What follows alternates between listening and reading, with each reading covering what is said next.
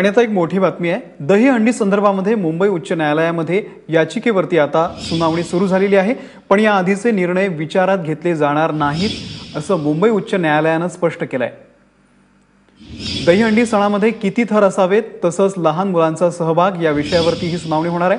दहीहंडीचे थर लावताना होणारे अपघात लक्षात घेऊन 2014 साली मुंबई उच्च न्यायालयाने दहीहंडीच्या उंचीवरती निर्बंध आणले होते।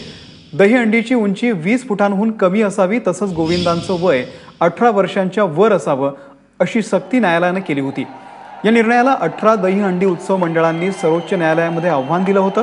10 जुलै रोजी सर्वोच्च न्यायालयाने राज्य सरकारला दहीहंडी खेळताना घेतल्या जाणाऱ्या सुरक्षेच्या उपाययोजनांची माहिती देण्याचे निर्देश दिले होते। मात्र दहीहंडी खेळताना सुरक्षेची पुरेशी खबरदारी घेत असल्यानं गोविंदांच्या वयाचं बंधन जे आहे ते शिथिल करावं असं राज्य सरकारनं न्यायालयामध्ये म्हटलं होतं।